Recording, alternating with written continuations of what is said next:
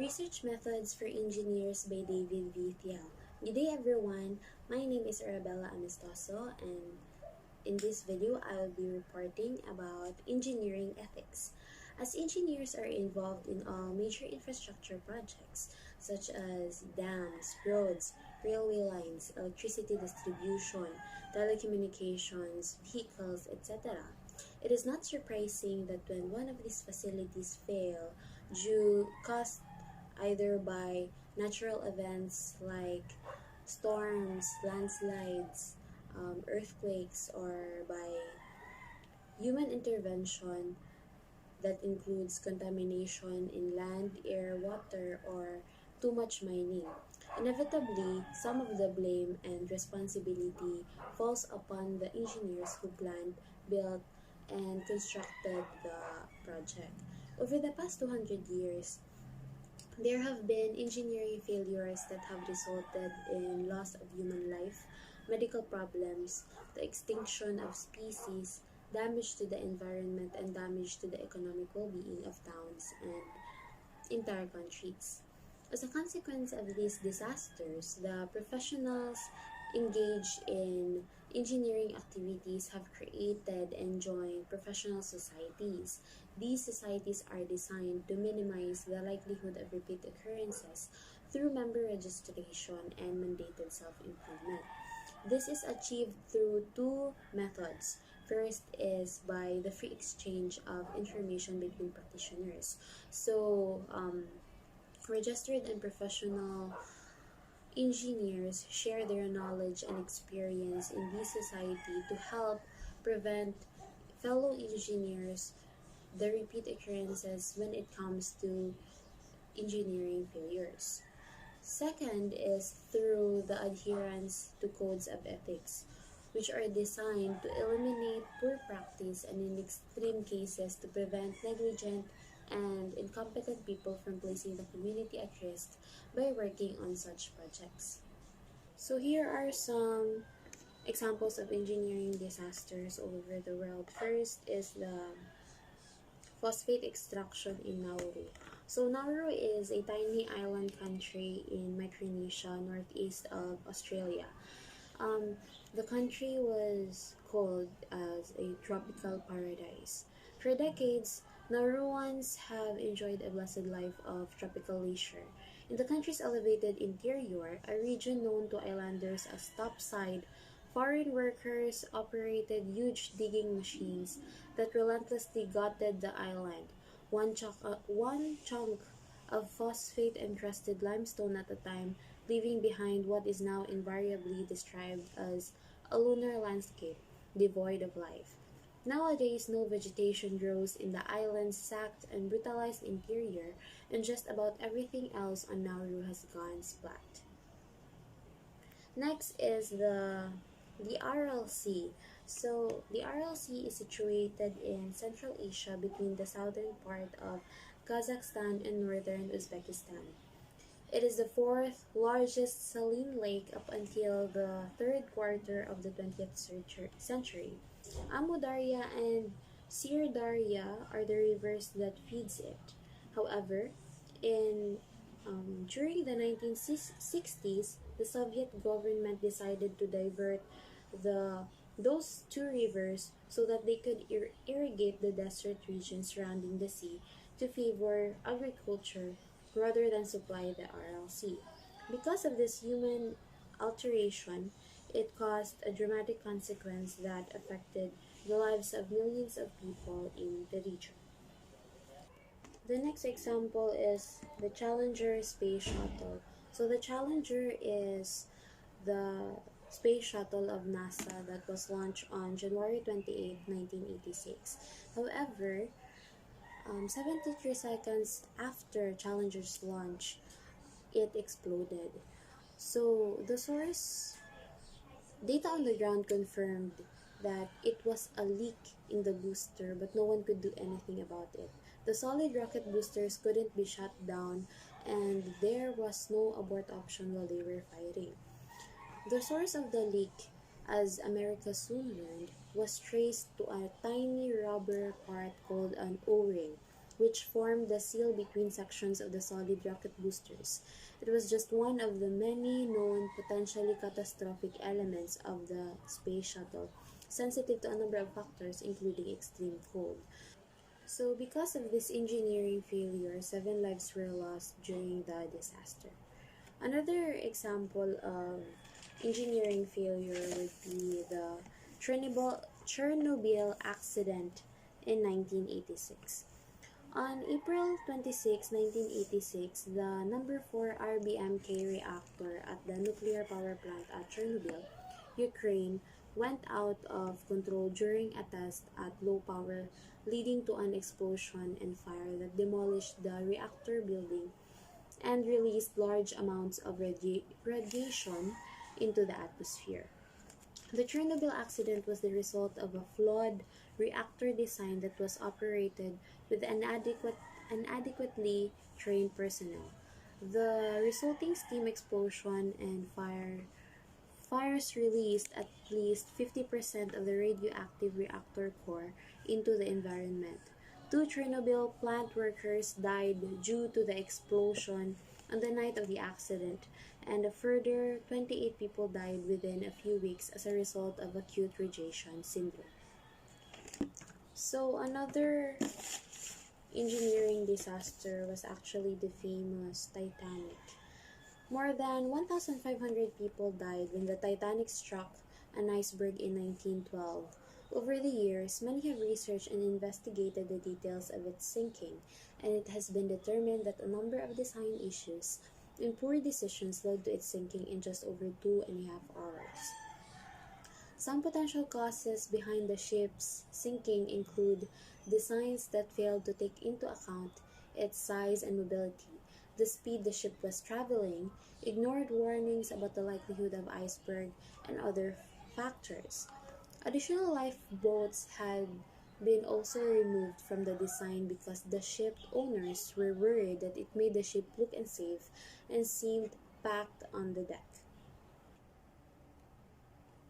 Engineering societies require that practicing engineers take a holistic view of projects which deliver a complete solution, providing maximum benefit to all stakeholders. Example of these stakeholders are the community, their company or organization, the users of the product or service, and the environment, both local and international, but also without harming others, namely the people, the environment, or any living species.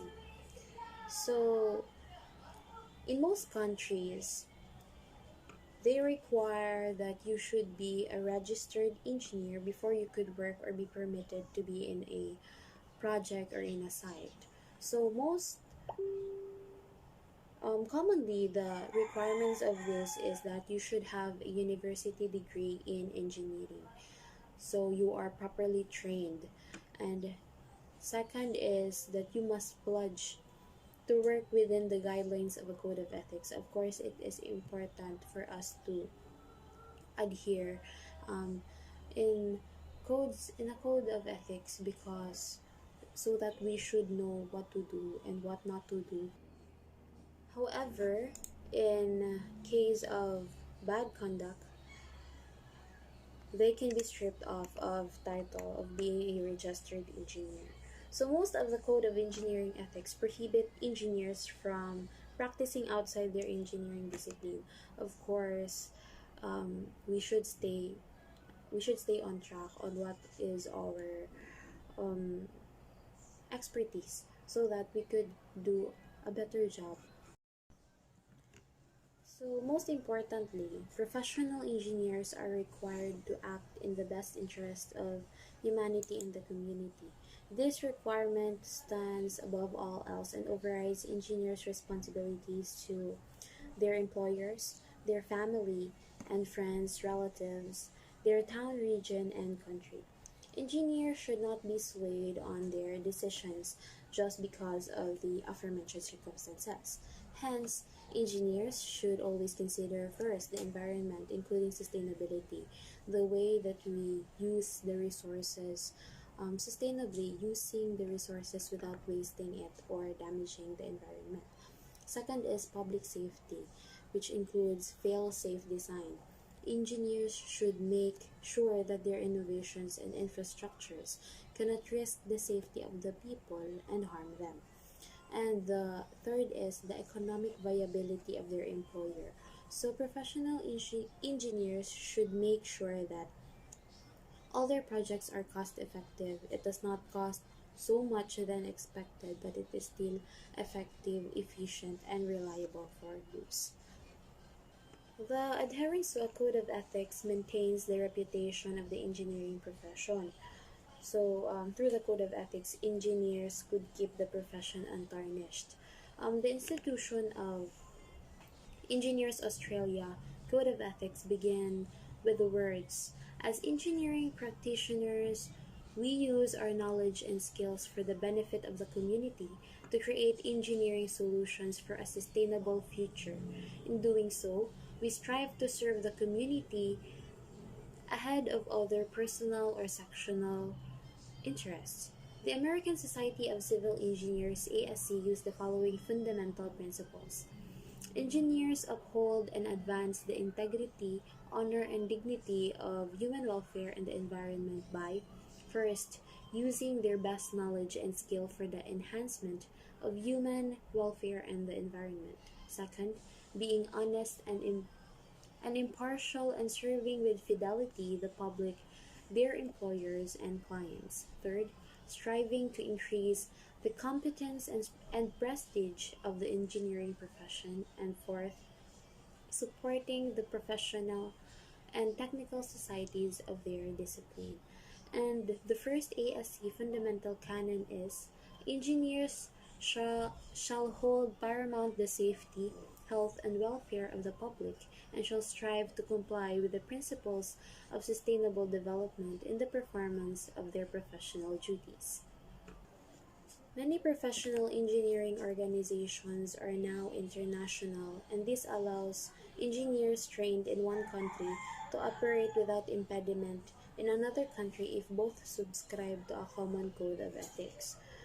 So, the largest international engineering agreement is the Washington Accord, where signatory nations must allow regular inspection of the academic qualifications of their member nations and adherence to a common code of ethics. The codes of ethics restrict the unauthorized copying of designs and other intellectual property. Because of this, engineering researchers must acknowledge the work of others in the development of their findings. So, we should not steal or plagiarize, and we should always credit the source. When undertaking engineering research, the research team must understand the implications and restrictions which apply to their research projects based on their code of ethics. There is also an obligation that researchers must undertake their work to the best of their ability and in line with their training within the standards defined by their discipline, to use appropriate terms to describe their work, and to provide unbiased reports on the success of their work.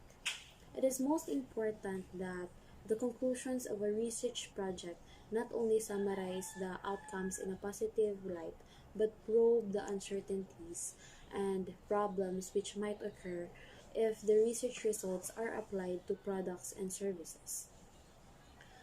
So, when the research involves the use of humans or animals, research funding bodies and the publishers of research outputs require that the project plan be assessed for impacts on the human and animal subjects before the project begins. Such research projects include surveys, um, such as questionnaires, where the participants are asked to respond to a set of questions, physical activities, wherein the participants are asked to perform manual tasks, and mental activities.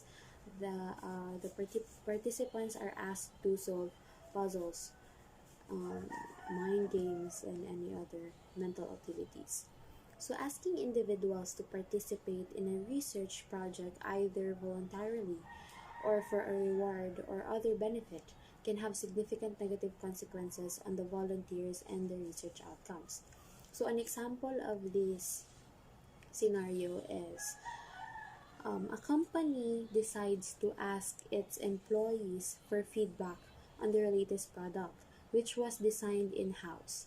Some employees feel obliged to support the product concept because they do not wish to offend the design team or the general manager. The net result is a biased outcome of the survey and potential damage to the careers of those employers who did not respond favorably. So this scenario shows that if you ask someone you know, or in their case, the employers that work for them, answer surveys about a research project, there is a very big chance of biased outcome, which is a big no in research, in conducting researches.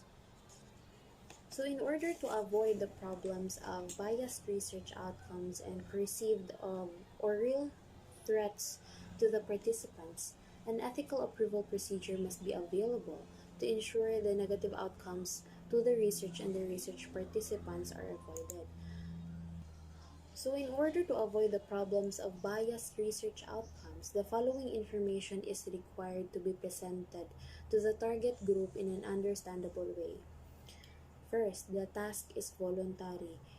Of course, syempre, kinahanglan voluntary jud. No any sign of anything in return para dili ma-clouded ang judgment.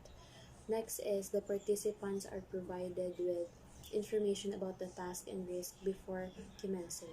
So we should the participants should know what is the task all about, what is the thing that they would do all about, so that they would be sure about participating. So third is the participants are provided with contact details if they have additional questions or feel aggrieved. So participants should properly understand what the task is all about, and they should have a hold of your contact details for them to ask questions if they ever feel confused. Fourth is the participants can withdraw at any time during the survey without recrimination. So, syempre, kinahanglan po nga if the participants answer the questions or they would do the task, they should be free in withdrawing. Dili sila ma-force sa pag-answer just because there is a consequence if ever they would refuse to answer or to continue. So next is the survey responses are anonymous and the data are stored without the identification of individual participants. So the survey should be anonymous to prevent biased judgment. Sixth, the accumulated results are provided to the participants when the final analysis has been completed. So, just like what Sir Craig said, nga, if you are doing research, it should not just vanish. It should not just be in the table of the teacher. We should disseminate the data, disseminate the solution that we have obtained. In this case, the results that we have obtained should be disseminated to the participants and to the people.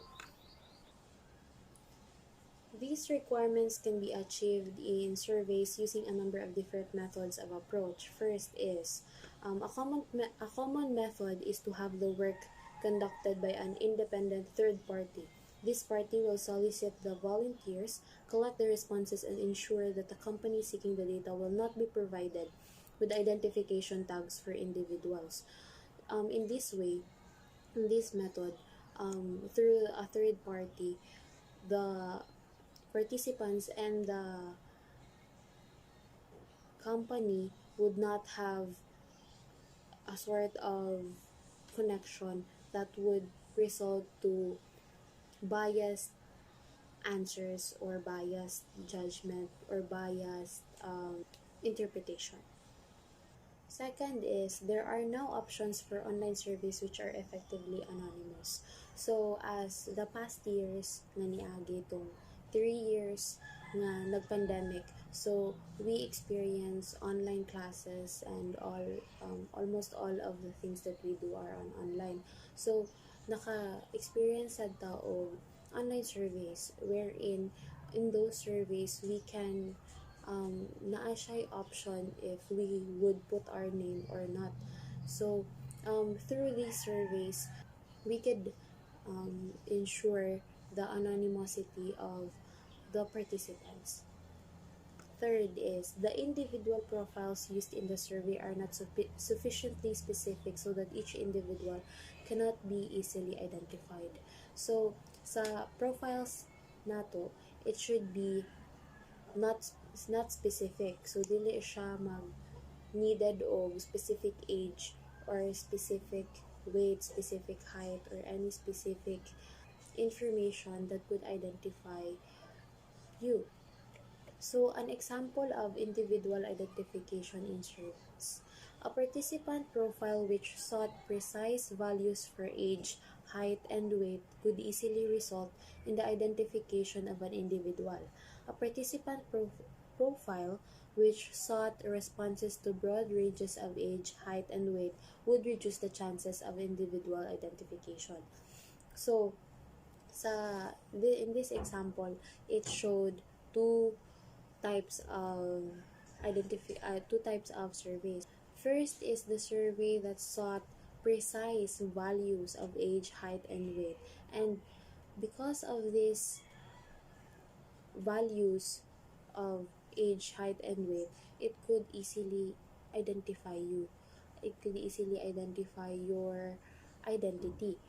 And the second type of survey is it sought responses to broad ranges. So example of broad ranges is of age, like ranging from age 8 to 15. So in that case, it would be hard or it would reduce the chance of individual identification because the range is broad or the range is huge. So overall, in engineering, it is essential to adhere to the codes of ethics for the success and welfare of everyone, including the environment. Engineering provides solutions. Therefore, we must create solutions without compromising anything. That will be all for my report. Thank you.